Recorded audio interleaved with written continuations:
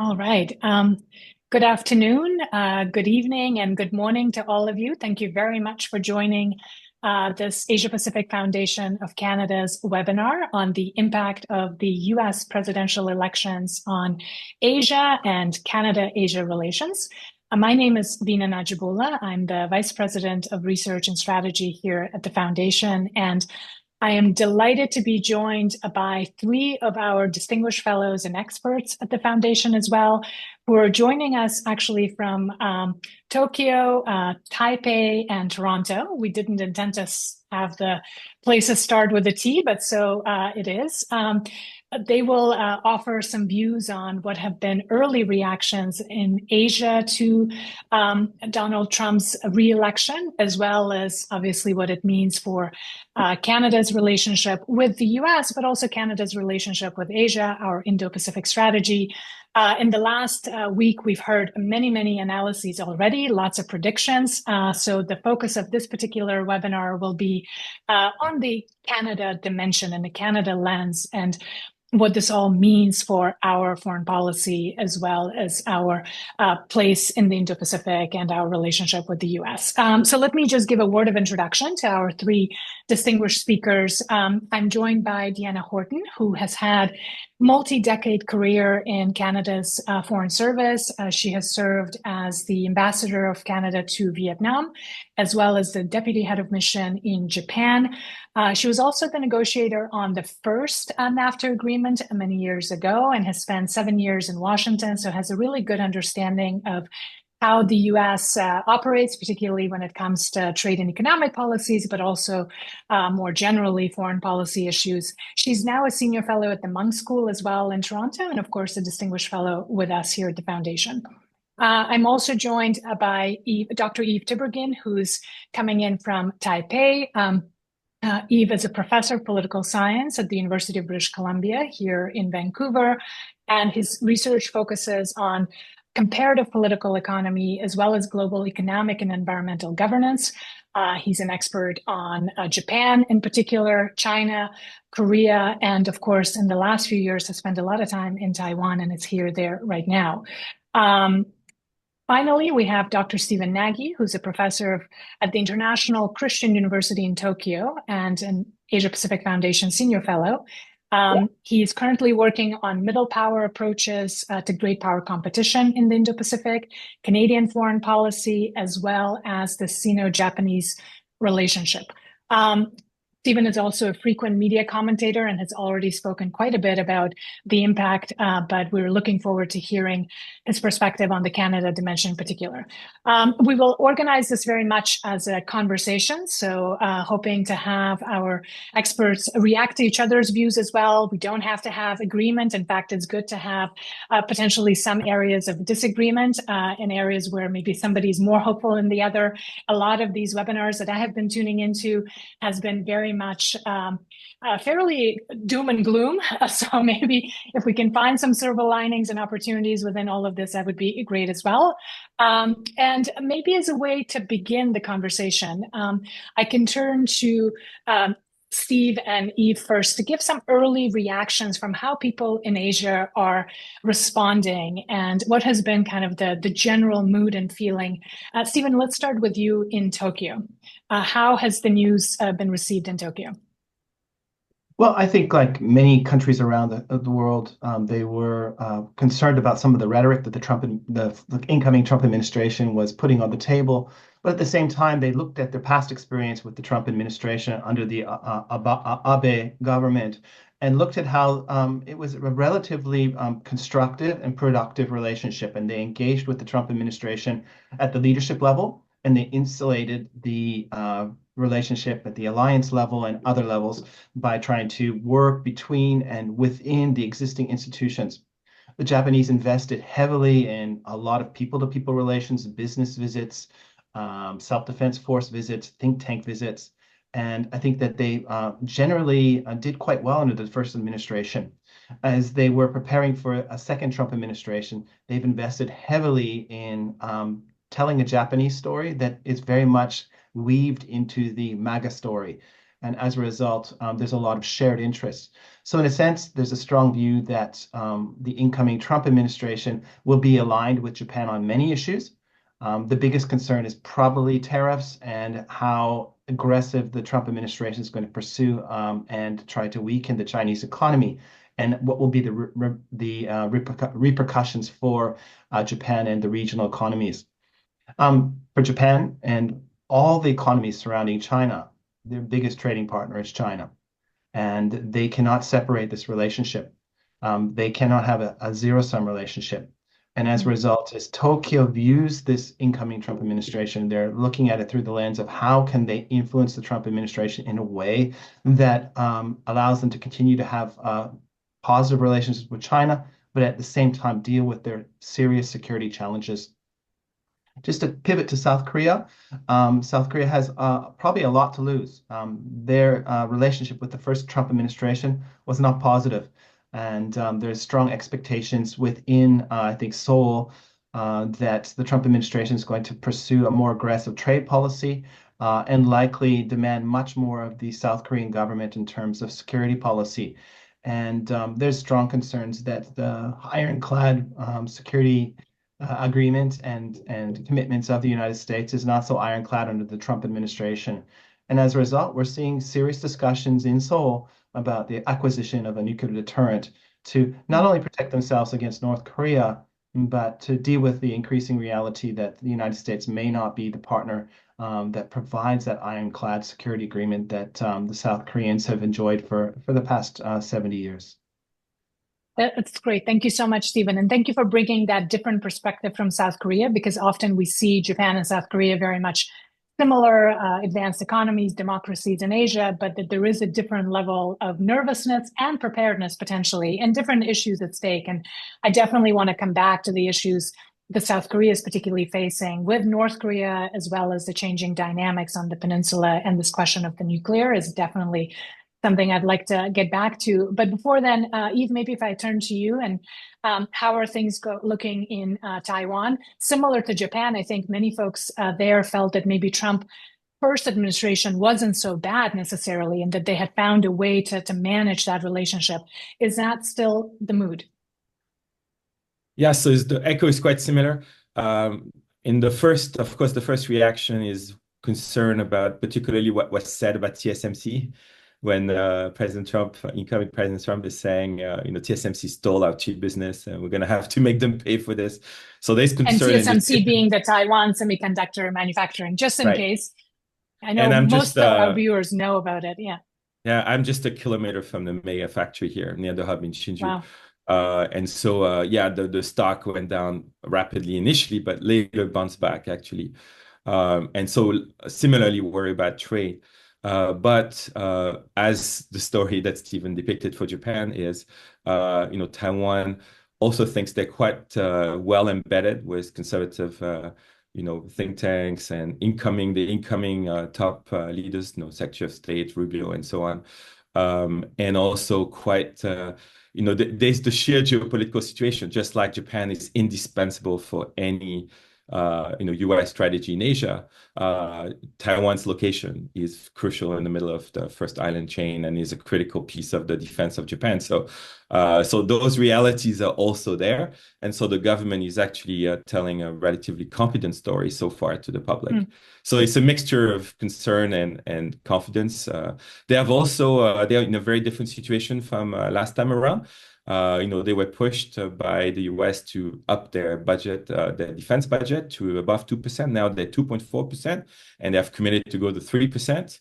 So they have put some marbles on the table, which give them a bit, stronger position to deal with the incoming administration. Something we'll mention that Canada hasn't done. So. Yeah, no, and of course you're right. There increased defense spending, including in recent days, there were announcements of additional purchases, sort of big defense platforms from the US, kind of signaling to the incoming Trump administration that Taiwan is very much serious on that. We'll come back, of course, to the questions of defense and deterrence. Deanna, maybe if I can turn to you. I mean, obviously here in Canada, there's been a lot of conversation on how we're dealing with the incoming administration. Just a quick question. You don't have to go too far into the detail, but give us your view on whether or not Canada can be as confident as Japan and Taiwan might be at the current moment. Well, that's a big question. And I think, I don't know, when you talk about Canada, Canada can't be separated from everybody else. We have there's a lot of common elements, particularly with Japan and Korea. I think that, and other countries as well. And I think there's a lot of worry. What is going to be the impact of tariffs? Everybody's worried about that. So that is a conversation that's going to continue. But when you look at Asia, the difference is, and Canada is actually the same in a way, economic interdependence. So tariffs are very challenging. You cannot, this kind of across the board tariffs, there are too many people that are affected. So if, for example, there's tariffs imposed on China, what happens with Apple products? What happens with Samsung? All these other companies where there are significant investments in China and where China is actually the export base. I mean, bilateral trade statistics aren't actually all that meaningful for that reason, particularly when you have the kind of complex supply chains that you have that exist between Canada, the US, and Mexico, and then, of course, across in Asia. So I think that the concept of managed trade is going to continue, and everybody is going to have to cope with the fact that they are facing a huge challenge in terms of how do you get this to work for everyone. And the US also has to realize that whatever they decide to do on tariffs is going to come, and that's already starting. The conversation is already starting in Washington and across the US and in Canada. We're going to be talking about this nonstop right through January 20th and beyond. I'll come back to the question of tariffs, but maybe since you mentioned that that's one of the biggest things that preoccupies folks here in Canada as well as in Asia, maybe I can then turn to Stephen and Eve again to get a sense of what other big disruptions are people worried about. So, like I said, tariffs have been dominating a lot of the headlines, but what else is really at stake that worries our Asian allies and partners? Stephen? Well, I think just yesterday, Senator Marco Rubio is going to be nominated for Secretary of State. And if you've looked at his track record in terms of talking about China and talking about Taiwan, frankly, it's quite alarming. He's advocated for including Taiwan into international organizations. He's directly attacked the Chinese Communist Party. I think in some statements, he's talked about advocating for Taiwan as an independent sovereign state. If this is the direction that the Trump administration goes, this is alarming to an extreme extent for all the countries within the region who just cannot deviate from their one China policy. They may move the one China policy in one direction or the other, but they clearly cannot choose between China and Taiwan.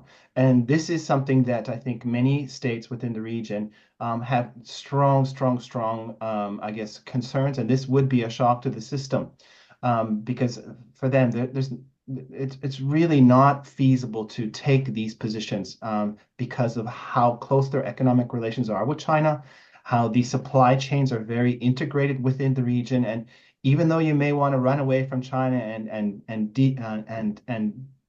move to Southeast Asia, as that character at the Canadian West Foundation talks about, Carlo Dade, you may want to run away from China, but you're going to run right back into China. So for Japan, for South Korea, for other states, I think this is a big concern for their relationship with the United States under the incoming Trump administration. All right. So in terms of the disruptions so far, we have trade and particularly tariffs and what that would mean for Asia, but also obviously Canada, as well as Canada-Asia relations. we now have Taiwan, and whether or not certain positions on Taiwan by certain personnel that are now being selected, particularly you mentioned Rubio, but others as well. The potential nominee for the National Security Advisor is also very much a hawk. That would be Mike Waltz, if in fact that is confirmed. So the kind of the Taiwan question. Eve, what would be top of mind for you in terms of some of key disruptions or things that are most worrisome to key Asian partners and allies? Right. So the top thing I hear in Taiwan, but also the Southeast Asian people that I was discussing with last night, and even Japanese, is uncertainty and the erosion of global and regional institutions. So the pattern of in a way of stability that exists both in equilibrium of security and the economic integration is going to be very disrupted. So it's going to be a very, very dynamic period.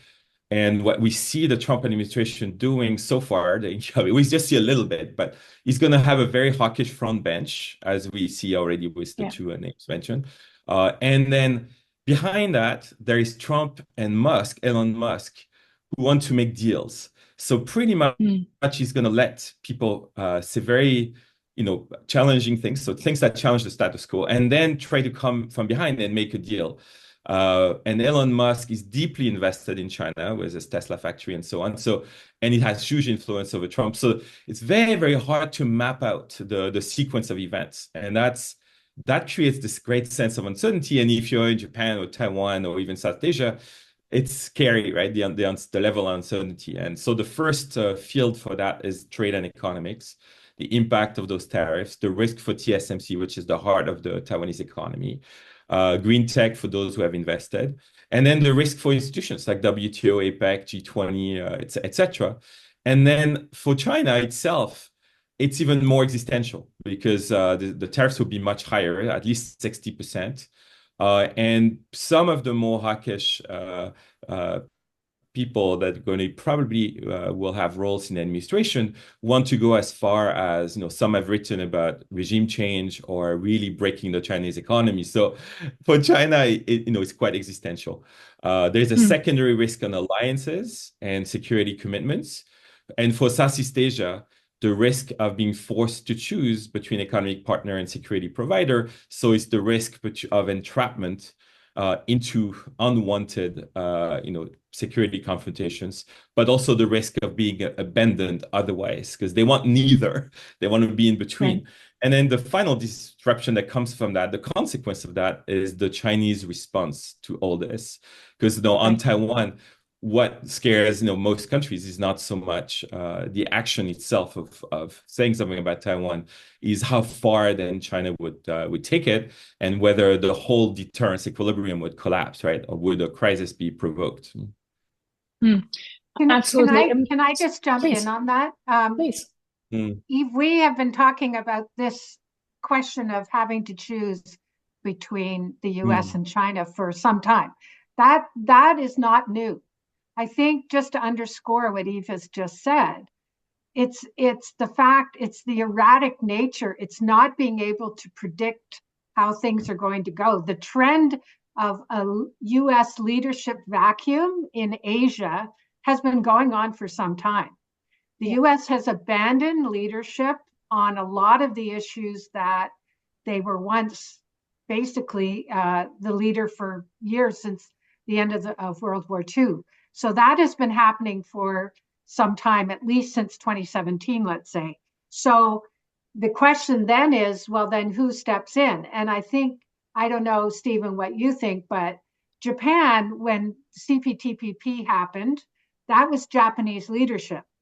My question is, and Japan has, there's a lot of interest in what can we do in Asia. So Japan, Korea, Australia is very interested in this as well. I don't know what kind of role Canada can play, but I just think we're at really a seminal point here in terms of how we're going to build on the future when we don't have that kind of foundation that has been there for so long. And of course, President Trump and his supporters would say that unpredictability is a feature, not a bug, that's actually something that he feels is very much strategic. It's kind of the madman theory of negotiation. But I very much take your point that the last time around, a lot of the Asian powers, notably Japan, Australia, and others, stepped in. Right now, we're in a very different moment. And Stephen, I want to draw you in on this. We're seeing a lot of political change and weakening of incumbents in those countries as well. Certainly, Japan comes to mind. To what extent do you think there is now kind of that opportunity, both on continuing the economic agenda, which, yes, with CPTPP, we saw other countries coming together, but also the security agenda, because one of the big legacies of the Biden administration will be establishment of these minilateral security structures in Asia, the Quad, AUKUS, other Squad with Philippines and others. To what extent do you think they will continue? And if they are at risk, to what extent local actors are prepared to come in and shore them up? So maybe I'm going to present something controversial. I think that we're actually That's good. Please go ahead. I think we're really moving away from large-scale multilateralism, from this idea that the United States is going to be not a leader. I think it's still going to be a leader. It's just not the leader that we're accustomed to. It's moving towards industrial policy and championing industrial policy that's centered in North America. The logic is that if we're going to compete with a peer competitor like China that has national champions with all the might and economic power and resources that state-owned enterprises do have in the Chinese context, that you need to have equivalents to be able to compete with that. And in that sense, the United States is concentrating resources back home to build those champions that can compete and outcompete China in every single area. In the same way that the United States transformed every aspect of its economy and its government systems after 9/11, it's doing this right now to compete with China. And in that sense, free trade is not going to be on the agenda. The idea of U.S.-led architecture is on the agenda, but it's going to be fortified through minilateral partnerships that are really going to focus on functional, regionally focused initiatives, whether it's the Squad, whether it's the South Korea, Japan, U.S. partnership to deal with North Korea. These are going to be the institutions that are going to be the ways the United States continues to engage in the region. Southeast Asia is broken. ASEAN is broken. We pay heed to ASEAN centrality, but in reality, it's not working. It's a fractured institution, and if we want to have achievable, sustainable, and meaningful foreign policy within ASEAN, it's not through ASEAN, it's through minilateral partnerships. And I think that Australia has understood this, Japan understands this. I think Canada has made some progress with its initiatives in terms of illegal, unregulated, undocumented fishing, and I hope they're going to continue to expand this and build their own minilateral partnership. But engagement through the region, through multilateralism, through promoting free trade, really isn't on the agenda in the United States. And if Canada wants to continue to be an effective partner within the region, I think it needs to read the tea leaves a little bit better. And that means focusing on minilateralism, building strong partnerships with priority partners like Japan, I think Taiwan, probably Singapore, Philippines, and really putting on the table some achievable initiatives. And again, this is a fundamental shift in how Canada is going to need to be thinking about not only its U.S. policy, but its Indo-Pacific engagement. And Stephen, I think you said that you want it to be somewhat controversial, but in a way you're saying that there's actually continuity and some stability or through line from Trump 1, Biden, and now potentially Trump 2 in the promotion of these minilaterals, because it was actually President Trump's first presidency that kind of elevated the Quad, for instance, right, and really made that minilateral. And then it was the Biden administration that kind of not only continued that, but actually expanded that with other minilaterals. And I think the point that you're making that about trade receding as a top agenda item for the U.S. obviously also is a continuation we saw on Trump and Biden. But I want to bring in Eve and Diana on this point. First of all, to what extent do you agree that we'll kind of continue that thread and that has had implications for others in the region and that some countries have adjusted relatively well? So Australia, Japan, Philippines come to mind. Canada maybe less so. Yeah, I'd like to draw you in. I mean, it's a point of debate, right? Whether or not Canada needs to continue to double down on multilateralism, on ASEAN, and on the United Nations and other institutions, or whether we need to essentially, as Stephen said, line up with these minilaterals as our interests dictate them. So I don't know if either one of you wants to come in on that. Okay, I can jump in. I think the game is going to be super dynamic. And so in the end, all the tools will be in play, but they will be sequential. So the initial skirmishes or the, I mean, we know we're going to have a January 20 for the history books, right? And with the tariffs coming in, etc. So the initial sequence will be focused on the domestic side and responding to tariffs. And indeed, I suppose Canada urgently need a core response team, an emergency response team, and an economic security council that brings the whole of government. I mean, all this is the kind of stuff that will come first. In a way, Japan has been doing this. Indeed, Korea has been doing this. So that's the front line. But then the minilaterals will be, they will be ad hoc. They will be as they're constructed and used by the administration from the US side. They will need something. So they will come to it, and there will be chances to play for Canada. Canada has to be very nimble and very, very reactive, not come up with ideology or anything, but be very reactive and cognizant of the reality. Now, on ASEAN, I have a possible little disagreement here.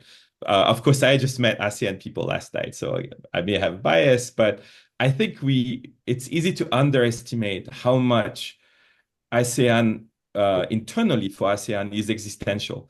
They're quite traumatized by the experience of the 50s and 60s, the confrontation, all the conflicts that took place within ASEAN, and Cold War playing out in their midst.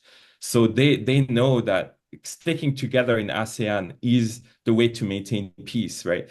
The last thing they want is a return of conflicts within ASEAN. They were deadly. They killed millions. They destroyed the economy.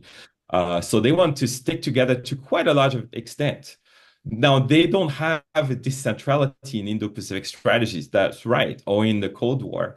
But they're determined to kind of not be sandwiched between the US and China, whatever they can do. So I think they're going to be quite creative in trying to come up with reactivity to that. At least that's what they're saying, right? They are very aware of that risk, because they would be, it's quite existential for them. Now they will be also very nimble. They'll play different games. So Philippines plays a very different game from the rest, because they're facing a much more aggressive China. And so they have put all their eggs on the US alliance. So Philippines will have to up the ante and do whatever the US requires. And they will go a long way. But Indonesia and Vietnam are playing those very complex games. And Indonesia, Prabowo was in Beijing as his first trip. And then right from Beijing, he flies to Washington, and he's trying to see Trump. So they're going to try to do this multi-alignment and whatever. The unknown part, what's unknown from the first administration and for Biden, is how far the US will go now in trying to crack this connectivity through ASEAN. Because there have been a lot of articles on the political economy side showing that what has held globalization together is the rise of connecting states. And the connecting states are primarily Vietnam, Indonesia, Malaysia, and Mexico. And they are those who have become the conduits for exports of components by China, assembly in those countries, and re-export to US. And so that holds global trade at a stable level. But what we don't know yet, in the first administration of Trump, they didn't go after Vietnam. But in the second one, we don't know. And what I hear from Vietnam is, well, if they push us too hard, we're going to play with Russia and China to counter the push. But how far can they go, right? And Vietnam now is number 3 in trade surplus with the US after China and Mexico. So that's the unknown part. Mm-hmm. Yeah, you make an excellent point, Yves, that it's not just about the trade surplus with China and the trade war with China, but that there's now other countries, Malaysia, Vietnam, that come to mind as well, who have in the last 5 years actually accumulated bigger surpluses with the US, in part because of the supply chain realignment and the China Plus One strategies of de-risking from China. So maybe if I could draw out all three of you on this point around kind of the economic impact? And particularly, you've already mentioned tariffs, and of course, we don't know how they will be used in against whether it's 60% against China, 20% across the board, or whatever the configuration, or whether even tariffs will be brought in immediately or used as a bargaining, as a leverage to get some other deals. But apart from tariffs, this potential shift from de-risking from China, however sort of ill-defined, but as a framework to potentially more aggressive decoupling from China, as has been promoted by Bob Lighthizer, potential USTR, or others. What does that mean for the region? You've already began to mention ASEAN and Vietnam, Malaysia, but perhaps more importantly, what does that mean for Canada's trade and economic engagement with those countries? I don't know who wants to start. It's kind of open to all three of you. I know you can all speak to it. Deanna, maybe you can start and we'll go to Stephen next. Okay, I just wanted to drill down a little bit on that question and also what Eve was talking about in terms of, and Stephen. So ASEAN, I don't think is broken, but it has never, because of the differences in the level of development between the countries, it's very difficult to find a common element because of that divergence. However, the one thing, as Eve said, it's been hedging US versus China, because those are the big markets, the big investors, etc. I think one area where Canada can really do more and really capitalize on the big investors in ASEAN, apart from China, are of course Japan and Korea, and major investors. And this is where I think Canada has a great option in terms of partnering with those countries in ASEAN. This is to counter not only China influence, but also US influence. And I think we need to capitalize on that a lot more. The whole issue of rules of origin. So what the US will do, I'm assuming, is there will be people in the US who will be pushing the government to do this. In terms of tariffs, yes, you cannot actually take all of the China elements out of what is being exported from ASEAN. That's impossible. There's too much economic interdependence. So what people try to do is then say, okay, we need X% that is actually US origin to prevent too much of Chinese origin, no matter where it's coming from. That's very complex. There's no doubt that there's going to be a push in that direction. Canada will suffer if that happens on automotive, for example. But when you look at the level of Chinese investment in Mexico, for example, this is all going to be, I think a lot of trade lawyers in Washington will do very well through this. But I think we just have to keep abreast of everything that's going on that. And the other thing that I think is interesting, we haven't talked about it yet, is the Arctic. So the Arctic is part of the Indo-Pacific. It's part of our strategy. Canada is now announcing an Arctic strategy. That's good. But I think this is also something where we can really find commonality with a number of partners in Asia who have an interest in the Arctic as well. And this ties into critical minerals and all kinds of other issues that I think we have options for working with the US, but also with Asian partners that we really need to focus on more, in my view. Great. Stephen, I'll turn to you on that same broader question about de-risking, decoupling, and what Canada can do to prepare and to navigate what's about to come.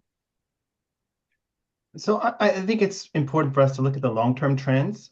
China is not the place to produce stuff it was 20 years ago. Labor costs have increased. The new focus on national security has made it a bit more difficult to, again, invest in China, and we see more influence of the Chinese government into the economic system.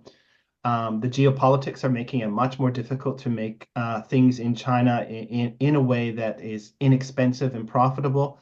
And lastly, I think the policy choices under Xi Jinping during the COVID policy really has emphasized that there may not be the economic rationale behind choices in China may not be the priority of the government in China. It appears that they're making political choices of how to manage the government.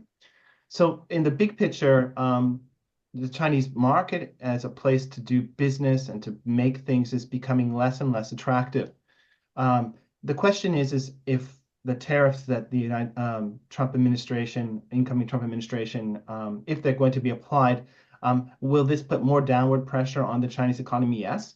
Will this push businesses away from China?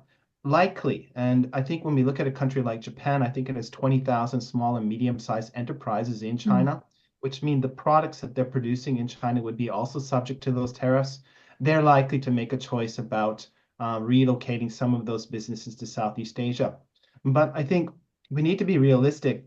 The idea of decoupling or de-risking, where do we de-risk to? Where do we decouple to? There's not the capacity to pick up for China's strategic advantages in terms of size, in terms of its floating population that moves in and out of the manufacturing sector annually to make it a cost-effective center for manufacturing. So as Canada is thinking about these larger trends, Canada is not a manufacturing superpower in China. It by and large sells goods to China. And the kinds of goods that it sells, I think, will continue to be important for the Chinese market. The question is how do we ensure that we're not penalized in terms of maintaining those strong trade relationships? And the penalization may come from the United States making demands on what kinds of trade relationships we have. But it also comes from, I think, policy choices in Ottawa. And just by way of example, we put tariff taxes on EV vehicles from China without actually preparing policies and protection for the industries that would obviously be targets of reciprocation from the Chinese government. So I think for Canada, as we think about these long-term trends, we need to think about how we can continue to maintain those strong trade partnerships. And remember, Western Canada, about 15 or 70% of our trade goes to China. Canada broadly, I think, is 4%. So these kinds of penalties affect different parts of Canada differently. So we need to think smartly how we can continue to engage. Ottawa needs to think about how it can protect certain sectors. At the same time, we need to understand, I guess, the broader trends that, selective diversification from China is happening, but it's not just because of the incoming Trump administration. It's because of internal factors in China as well. Absolutely. And I think you make a really excellent point that as we have to do certain things because we are staying aligned with the US and continue to do that, especially with the second Trump administration, how do we then prepare to deal with a potential retaliation or response from China and its impact on other segments in Canada? I mean, you mentioned the EVs, but this would be true about a number of other things that are coming up in terms of national security and economic security policies that will be introduced in the emerging tech sector, as well as potentially even around another trade war. We can't put that out of the equation in terms of what will happen come January. I should have mentioned at the top of the hour that we have received a number of questions from folks who registered for this webinar, and I've been kind of weaving the big themes into the discussion so far, but I'm actually going to ask a specific question that one of our viewers asked, and that's on Taiwan. And Eva, maybe start with you.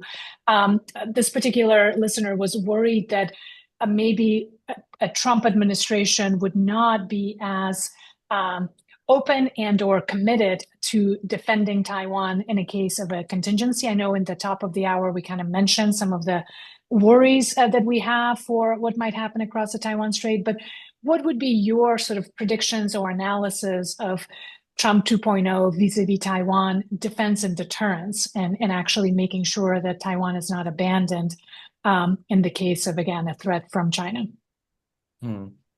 Yeah, great question. Very important, obviously, and that's on the mind of everybody here in Taiwan. So there are multiple parts to the defense of Taiwan or to the Taiwan-US relation. There is, of course, a legal guarantee to help Taiwan arm itself. And on that score, it's going to be more, right?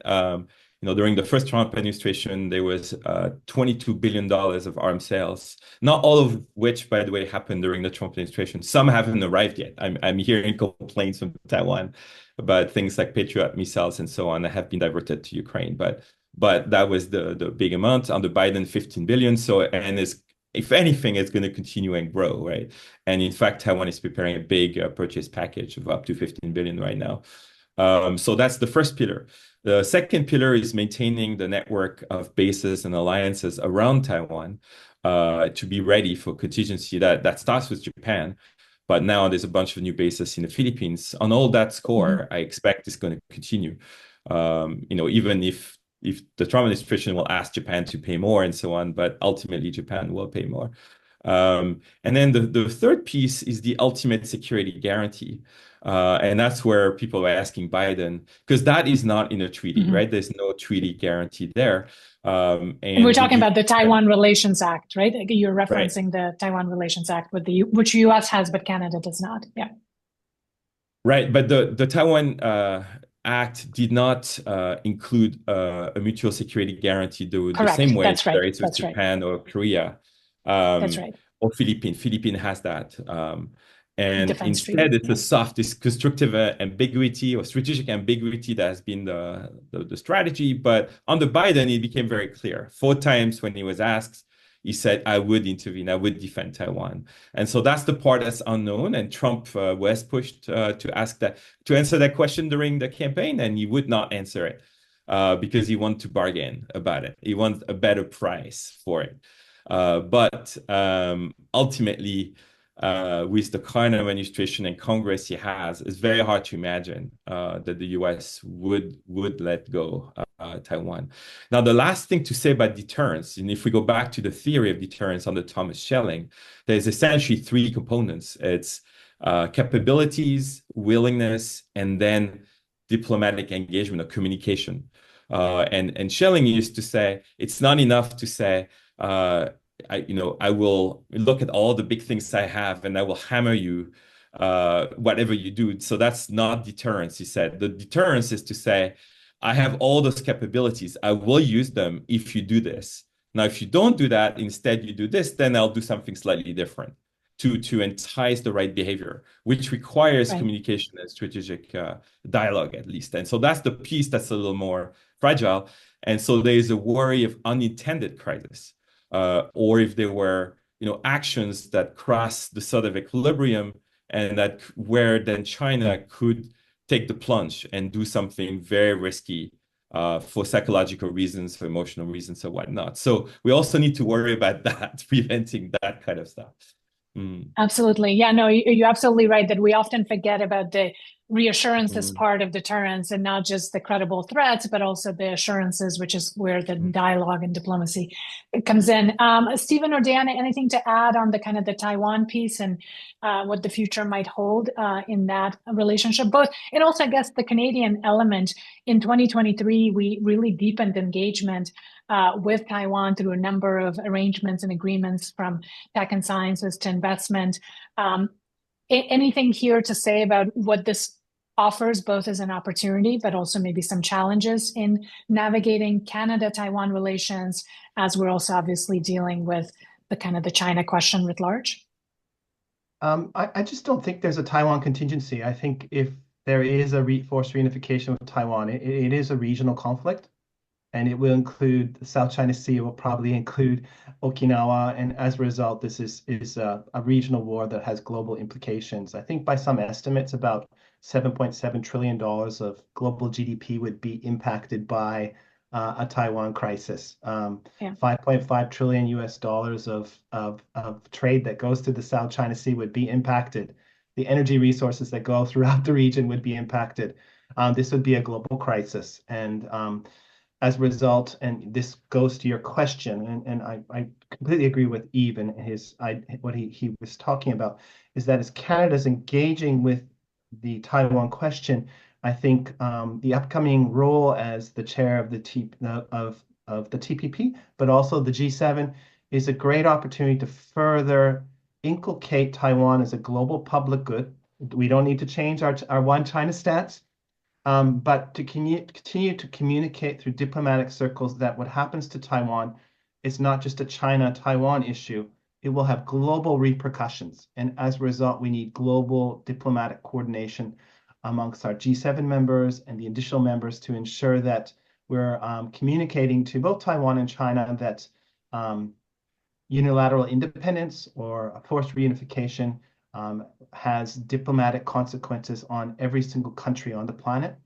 And we should try to incorporate this in our G7 communique to emphasize that we're going to use joint diplomatic resources to attempt to maintain the status quo. On the TPP issue, this may be an interesting opportunity again for Canada to think about how we can incorporate Taiwan into TPP, or as Deborah Elm wrote in a brief for APF, is finding some way to have a trade dialogue with Taiwan as part of a path towards the CPTP.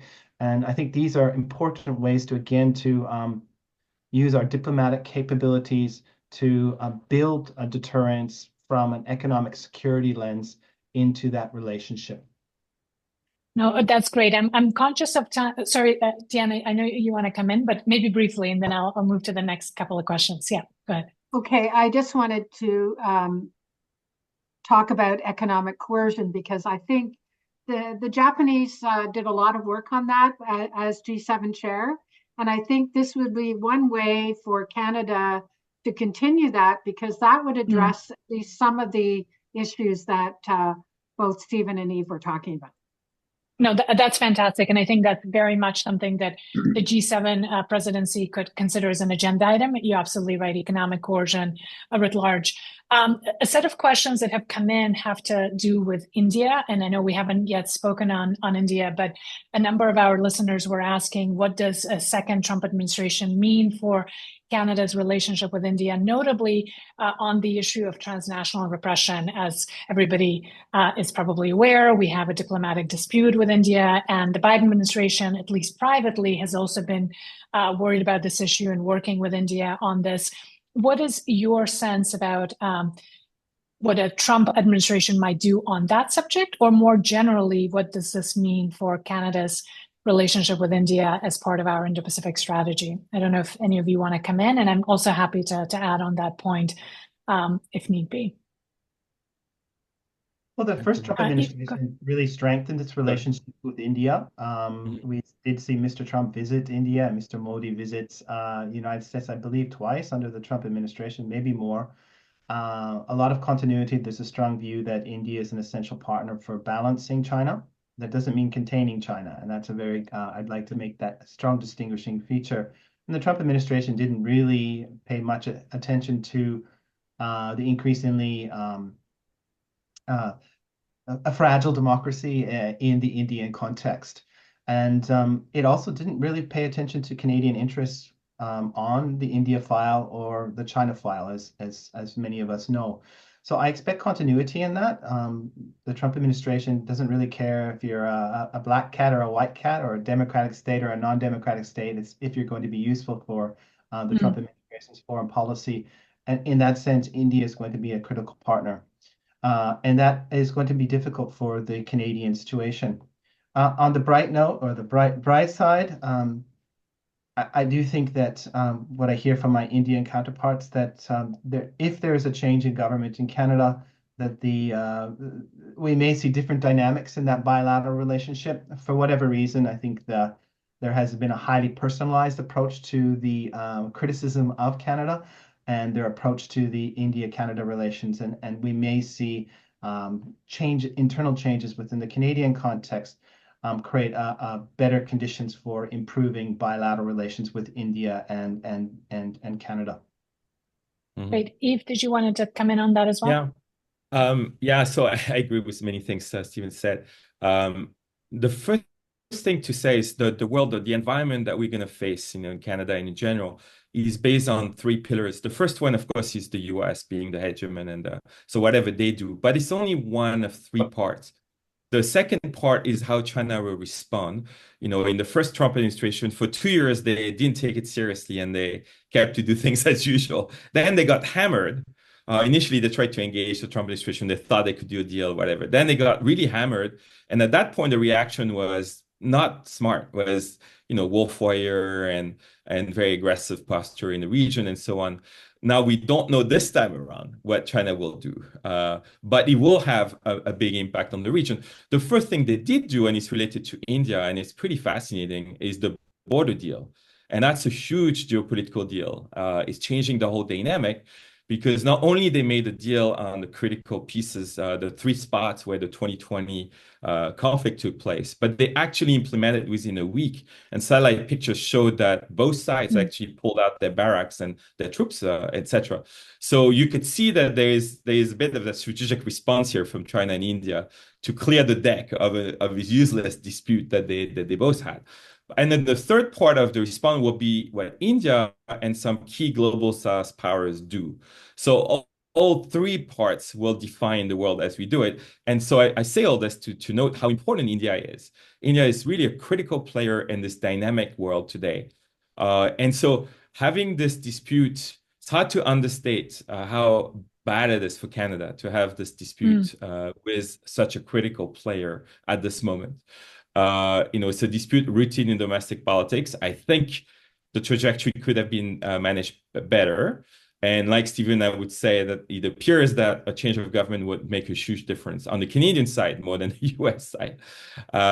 But it's going to be a very, very important reality. And in India, Modi has good personal relationship with Trump, but also is a master now at hedging and playing the multiple games, between BRICS and Russia, and then having a bit of warming up with China, and then playing with many other global South players. So they are not as easy to be bullied, So the US will take a different approach to them, and will try to have sort of realist entente of some kind. And so Canada will adjust as well. Diana, did you want to add anything on the kind of the broader India picture and what this could mean for Canada? Well, I would just like to echo previous comments, but also to add, I think to some extent the era of values-based diplomacy is over. And I think that the pragmatic approach is going to be what is going to be happening over the next. And just as Yves said, it was astonishing after having looked at this border dispute between India and China for so many years, and it's over. It just goes to show that when people want to solve a problem, they will. And so I think that moving away from values-based diplomacy and towards a more transactional, pragmatic, that is definitely what the Trump administration is going to do. What is in it for them? There's going to be a lot of bargaining back and forth, and we're going to have to play that game. I think that's a really good point. And I should also mention that we'll have a dedicated webinar just looking at Canada-India relations, especially in the potential sort of new context of a Trump administration that will be later in November. So for all the viewers who are interested in that topic, stay tuned because we obviously in 1 hour can cover all the major issues. And there's a really significant set of developments with India that we need to unpack. But maybe in our last sort of 7 minutes together, if I could ask each of you to address a question that a number of our audience members have asked in one way or the other, which is, given how significant the US relationship is to Canada, and given that so much bandwidth and attention will go into that relationship, if you were advising Prime Minister Trudeau, but also maybe the future Canadian government, and sort of the question was posed to you, why should I still care about the Indo-Pacific, or why should I engage with the Indo-Pacific given the much more existential issues of renegotiating PUSMA or just dealing day-to-day with the US administration?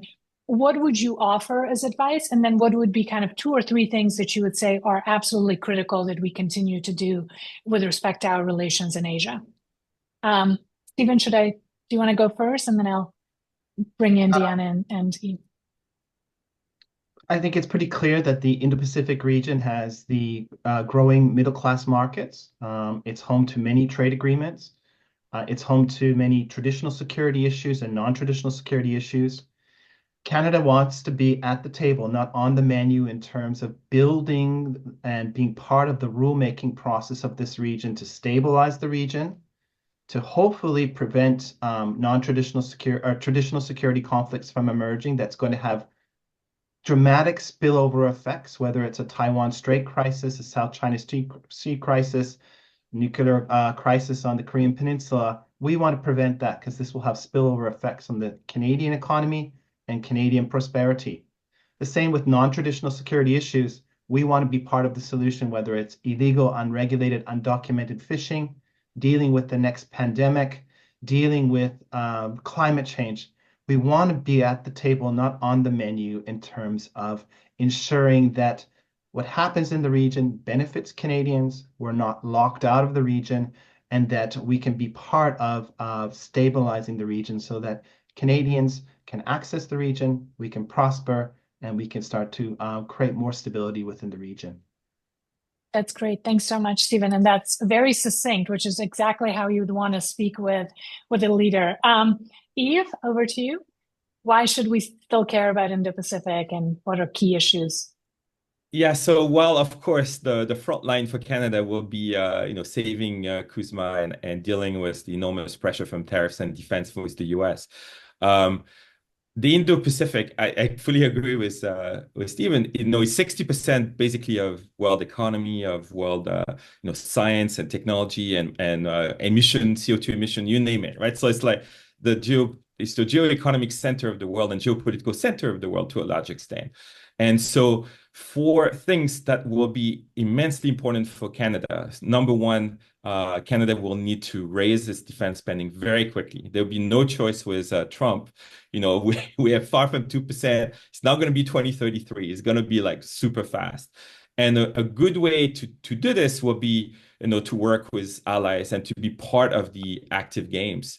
The military needs to be engaged with other militaries and need to, to be on the forefront. And the forefront is going to be in the Pacific and Arctic. So that's where Canada will have to be very, very active. Same on cyber, it's going to be working with partners in the region and, of course, the US. So it's about a skin of the game and then being engaged. And as we do this, and also we are creative on the economy and we start to think better on economic security, then Canada will have a chance to play a role in solving problems, in advancing some public goods and advancing some allied like-minded goods too. But you have to be forefront and engage where things are lively and intense, right? Mm-hmm. Great. Thank you so much. Deanna? I think Canada needs to engage with important partners like Japan and Korea, Taiwan, Singapore, others. Even when we are considering what we're going to have to do in the review of the USMCA, because those countries are also involved, and some of the issues that are going to come up in that will also affect them. The future of Canada is economic prosperity is Asia. There's no doubt about it. The other thing we haven't talked about is diaspora. We have a lot of Asian diaspora in Canada, and I don't think we really take advantage of that to the extent that we should. And this will be a great opportunity. And we need to deal with RCEP. That's hugely important. We don't talk about it in Canada. And this is an organization that we really need to engage with also because it's so ASEAN-centric. So. RCEP, you mean the trade agreement that also includes the largest regional trade agreement, including China and all the major economies in Asia.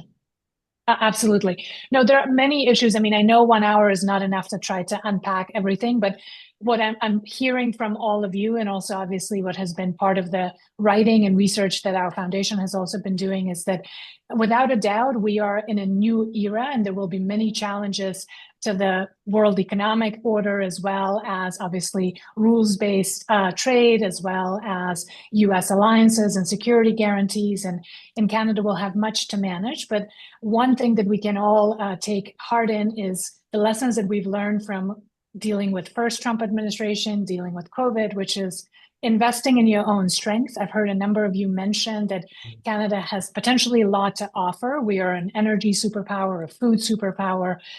We have obviously a lot of advantages when it comes to AI and quantum and space and many other emerging sectors, renewables. So investing in our own strength, continuing to engage with key actors, including in Asia, as tempting as it would be to focus exclusively on the US and maybe a few partners in Europe, that Japan, South Korea, Philippines, Taiwan, Singapore, a number of other key partners in the region are critical for Canada. And that in some ways, I mean, there will be some stability and continuity as well, that while there will be many unpredictable things, I'm also taking away from you all that some things will continue and we'll have to rely on the lessons that we learned in the last few years, but also to be open to being much more pragmatic, invest much more in our own defense and diplomacy, draw on the diaspora and the expertise that we can, and obviously try to, at the same time, also deal with our domestic issues, which are not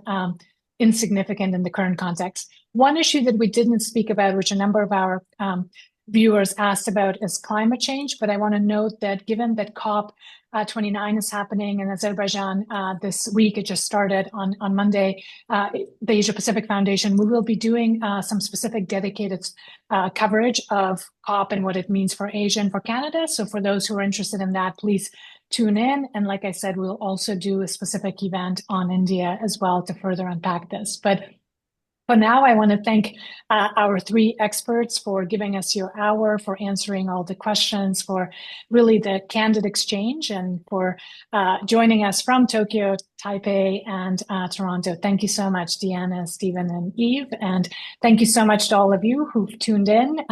We will have further information about this webinar on our website and in our Asia Watch newsletter, which comes out every week. And I hope everybody signed up to. Thank you very much, and have a good afternoon and good morning. Bye-bye. Thank you.